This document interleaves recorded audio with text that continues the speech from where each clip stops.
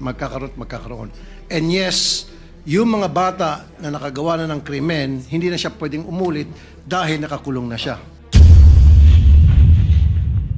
Sa present setup, yung mga minor de edad na mga loko-loko, they keep on committing crime time and time and time and time and time and time again sapagkat hindi sila pwede makulong. Paulit-ulit sila nakagawa ng krimen. Ngayon, kung dito sa batas na pinopropose ni Senator Robin Padilla, one strike ka lang. Thank you, Senator Padilla. Majority Leader. Mr. President, first to interpolate is Senator Raffy Tulfo. I move that he be recognized. Senator Raffy Tulfo is recognized. Thank you, Mr. President. I would like to commend Senator Padilla for his privileged speech, which primarily seeks to improve our peace and order situation.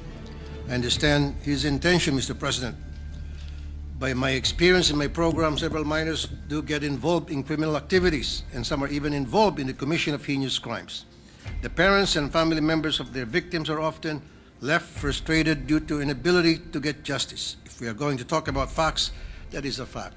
Meron lang po ako yung kwento many years ago. May pumunta sa akin na isang parent from Leyte, if my memory serves me right. Ang kanyang reklamo, yung kanyang 9 years old na anak na babae, ni-rape ng 13 years old na lalaki. After na ma-rape itong 13 years old na lalaki, yung 9 years old na anak niya, kinasuhan, ay dinala sa korte.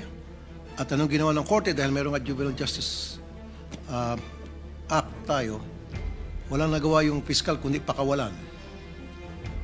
And then, 2 weeks after, nang rape ulit. Again, pinakawalan. Tinawagan kong piskal. Pasensya na. Yun po yung batas. Kailangan pakawalan. Pangatlong beses, nang rape na naman. Na-high blood po ako dun. Nabalitaan ko. At hindi lang po yung unang insidente na nakarating sa akin na kung saan yung mga minor de edad naging recidivist pa ulit-ulit na lang gumagawa ng heinous crime. And meron din akong karanasan sa aking programa din na yung pulis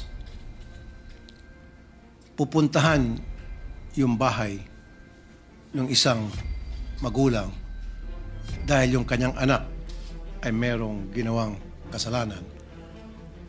Ang sabi ng nanay agad, sandali lang, alam ko na yan. Pupunta siya sa kanyang cabinet, kukunin yung birth certificate ng kanyang anak dahil minor de edad. So sasangkalan yung edad para makalusot yung mga bata at makagawa ng krimen.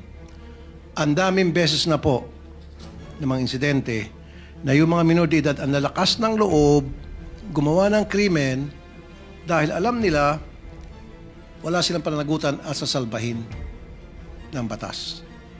And there were also cases na nilagay sila sa juvenile detention center ng DSWD.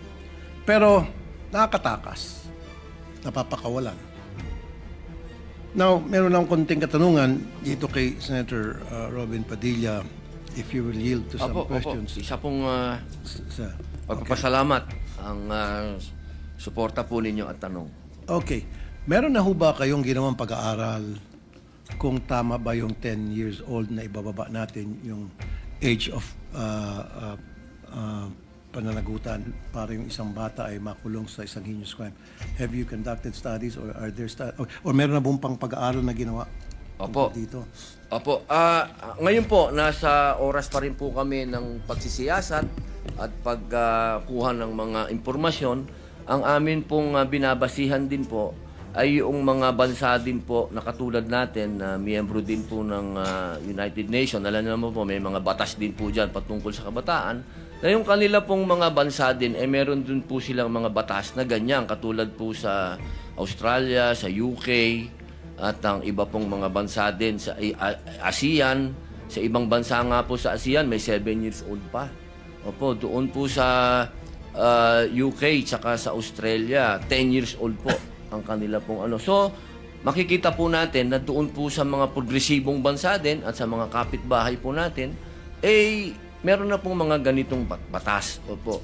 Ang katunayan nga po sa amin pong panukala, hindi rin po namin isinasawalang bahala yung dati pong batas, yung Juvenile Act na yan, sapagkat nakita po namin mapakaganda din po talaga ng batas na ito. Kailangan lamang pong sumabay sa panahon. Opo. Okay. Yung binanggit nyo po, may mga batas na yung age of criminal liability ay napakababa. Halimbawa, yung Belize, 7 years old. Botswana, 8 years old. Brunei, 7 years old. India, 7. Kuwait, 7. Yemen, 7. Zimbabwe, 7. China, 12. Hong Kong, 10. Singapore, 10. Sa US, depende sa states. It varies from 11 to 14 years old. Australia, tama ka, 10 years old. Germany, 14. Sa atin, ilan? Opo, Mr. sa atin President? po, ang pinapanukala po natin ay 10. Pero Pero sa present, ilan ba yung present ngayon, Mr. 15 po 15. 15 So, po, pinapanukala medyo nyo 10. 15 pababa, wala po silang obligasyon. So, ibig sabihin, inahalin tulad nyo po ito sa current age of criminal liability sa Hong Kong na 10, and in Singapore na 10, and Australia 10. So, meron kayong pinagbabasihan. Opo, pinagbabasihan po natin. Pero yung atin pong... Medyo mas mataas pa kayo kaysa sa Belize. Buti 10. Sa Belize, 7. Opo. Sa Brunei, 7. India, 7. Kuwait, 7. Opo. Katunayan po, tinitingnan din po natin yung naratibo lagi noong unang batas. Kasi gusto din po natin. Ako sa totoo lang po, Senator Raffy Idol, talagang nakita ko din po talaga naman na may katwiran yung dating batas, yung batas na umiiral ngayon. Hindi lang po siya tumutugma sa panahon. Kaya sa akin pong palagay, sa amin pong pagsasiyasat, yung 10 po, baka ito yung napapanahon. Ito po yung sa ngayon. Kasi lahat po ng nakikita nating krimen ngayon na nagagawa ng mga bata, nandyan po yung range. Isipin nyo po, meron pa po tayong binasa kanina na gang rape na bababa po sila sa 10 years old. Ito po yung nakakatakot po. Kung ito po ay hindi natin haharapin ngayon, ang sabi nga po ng ibang mga eksperto, baka isipin talaga ng mga bata na okay lang to. Kasi hindi naman tayo makukulong. So, in other words, Mr. President, yung gusto mo na ibaba from 15 to 10 na age of criminal liability ay yung para sa mga heinous crime lang. Opo. So, kung yung sa mga theft, yung nambugbog, nagnakaw, may ginawang kung ano pang kalokohan, basta't hindi heinous, Balik po tayo balik sa original 15. law. So, heinous crime lang Opo, talaga. balik po doon sa original law na ginawa po nila. Thank you, Mr. President. That's all. Maraming salamat po. Thank you, Senator Tulfo, Majority Leader. Yes, Mr. President, next to interpolate is Senator Ronald Bato de la Rosa. I move that he recognized. Senator Bato de la Rosa is recognized to interpolate. Thank you, Mr. President. Would the good gentleman from Bicol yield to just some clarificatory questions? Opo, isa pong karangalan na katulad po ni Senator Raffy na matagal din pong nasa public service at narinig niya po niya lahat ang mga hinaing ng taong bayan. Kayo naman po ay dating PNP, talaga pong magmula sa mga lugar na malalayo hanggang sa makarating po dito sa Maynila, ay alam niyo na po ang mga nangyayaring krimen. Isa pong malaking karangalan sa akin ang marinig po kayo. Thank you po, good sponsor, Mr. President. Matanong ko lang kung ano sa tingin nyo kung itong sa current situation, ang mga bata, mga minor de edad, walang kinatakutan na batas. Kaya sila patuloy na gumagawa ng krimen. Kung tayo'y gagawa ng batas na babaguhin natin yung current na batas, i-amendar natin yung current na batas at pababawaan natin yung age of criminal liability, do you think magkakaroon ito ng epekto sa utak ng mga kabataan pagdating sa pag-commit ng krimen? Sila ba'y matatakot na, wala na pala tayong exemption, pwede na pala tayong makulong, kaya hindi na tayo gagawa ng krimen? Ganun kaya ba ang magiging epekto ito sa pag-iisip natin mga kabataan? Malakas po ang aking paniniwala. Unang-una po ang pag nangyari po yan na maamendahan natin at naapruban po yan at naging batas. Naniniwala po ako na unang makikinabang dyan ay yung magulang. Kasi ang magulang po, yan yung unang konsentidor eh. Katulad nga po ng sinabi ng ating idol, Senator Raffy, ginagamit pa po. Totoo po yun ha. Pati po doon sa Camarines Norte, nung aarestuhin yung bata, ang unang pinakikita po nung magulang ay yung birth certificate. Totoo po yun. Ginagawang tsapa yung birth certificate. So siguro po, mas malinaw ko pong sasabihin sa inyo na kapag ito po ay naging makatotohanan at nangyari yung amenda, ito po ay hindi lang yung bata. Una na, yung magulang, magkakaroon na po siya ng lesson, magkakaroon na po siyang maging mangunsinte. Pangalawa, yung alam niyo po, hindi ko na po ipagkakaila sa inyo. Nung minsan nagkaroon na rin tayo dito ng pagdinig, sinabi ko naman na alam natin ang underworld. At alam nyo rin po yan, General. Ang unang mga inaalagaan talaga ng mga sindikato, bata. Huwag na po natin yan i-deny. Kasi yan po ay makatotohanan. Kahit po sa bilangguan, ang unang-unang inaantay na dumating dyan, yung inosente at ignorante, yung walang aral, bata, kasi yan ho'y madaling doktrinahan. Isipin nyo, sa kalsada, sa ngayon, kung itong ganong klaseng paniniwala ang iyaharap mo sa mga bata, sige, gawin mo yan, hindi ka makukulong. Yung lakas ng loob ng kabataan natin, dadagdagan mo pa ng tsapa? Tsapa yun eh. Hindi ka makukulong. Kaya ang kailangan lamang po natin, may batas na kakatakutan. Hindi lamang po yung bata, unang-una yung magulang, pangalawa yung sindikato. Kasi dapat po nating tingnan lagi yung malaking sakop po nito. At diyan po sa kalsada, tandaan natin, ang vulnerable dyan, bata. At lalo na po, pagdating po dyan, sa usapin ng manonood ka dyan, ng kung ano-ano na napapanood natin sa social media, bata pa rin. Kaya hindi napakahirap tanggapin na pag nakagawa na ng krimen, ang sasabihin sa'yo, bata yan. Eh, pambihira. Saan naman naging bata yung gumawa ng heinous crime? Totoo po yun, Mr. President, good sponsor. I just would like to share with you my personal experience pagdating sa modus operandi ng mga criminal syndicates using bata. Ito po yun. Isa, nung meron kaming, nahuli na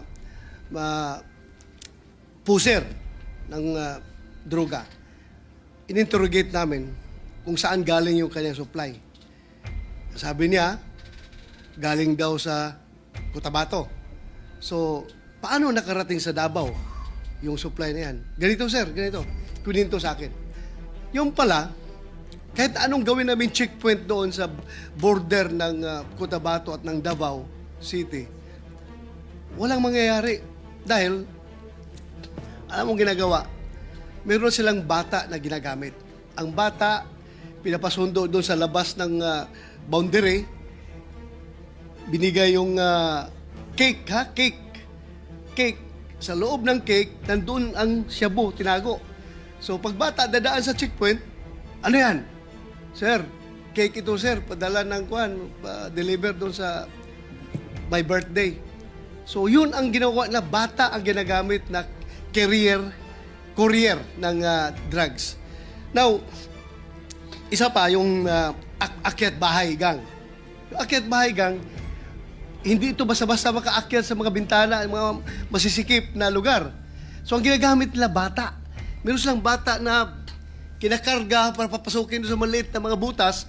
Pag may kapasok sa loob, ma-unlock na yung door ng pintuan, yung lock ng pintuan, yun na.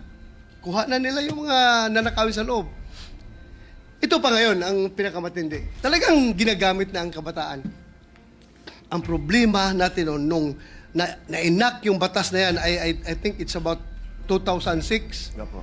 Dahan-dahan, nalalaman ng kabataan yung kanilang criminal exemption ay sila ginagamit ng sindikato.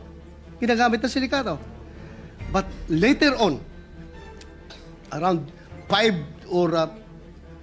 to 10 years from the enactment of that law, with all due respect sa involved sa paggawa nitong batas na ito, because I know that was enacted before because of the demands of the time. But ito ngayon, nagbago nga, sabi mo nga, nagbago ang panahon. So I think it's about time na i-re-examine na naman natin, i-revisit natin itong batas na ito. Dahil nga, noon, ang mga bata ang ginagamit ng mga sindikato. Pero ngayon, ang mga bata na mismo ang sindikato. Hindi na sila ang nagpapagamit. Sila na mismo ang organizer sa criminal syndicate. Mga bata. Pag mahuli mo yan, pag imbestigahan mo, wala na sila ituturo na ginagamit lang po kami nitong mga matatanda na mga sindikato, inutusan kami. Sila na mismo. At pag hinuli mo, tama ka sinabi mo, pag huli mo, pag hawak mo sa bata, bubunot ka sa bulsa yan. Sir, birth certificate ko, oh, less than 18 pa ako, less than 18 ako, sir, kaya hindi mo ko pwede arestuin. Yun. Yan ang ginagawa talaga ng mga bata ngayon.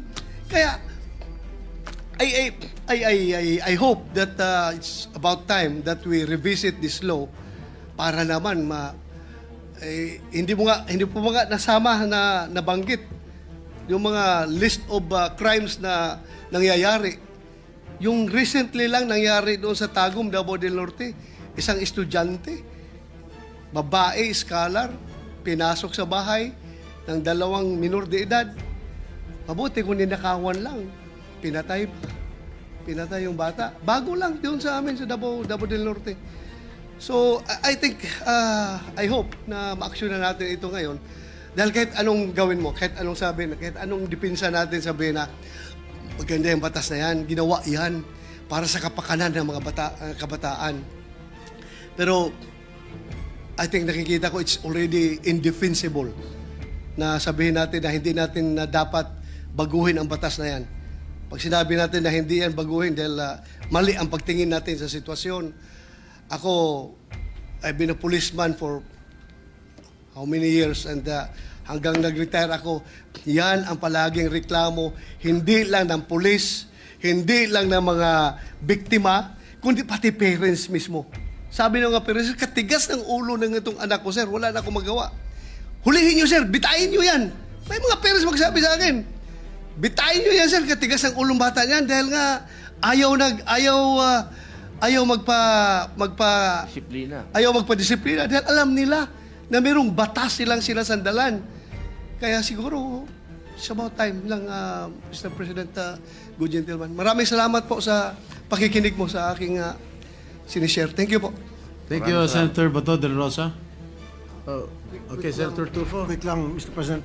Kasi hindi doon sa katanungan ni Sen Bato kay Senator Padilla na kung itong batas ba na ito na gusto mamendahan ni Senator Robin Padilla na ibababa sa 10 years old yung criminal liability, kung ito ba ay magiging deterrent, will it stop the minors from committing crimes? Para sa akin ang sagot doon is yes and no. No, magkakaroon pa rin ng mga kriminal ng mga bata.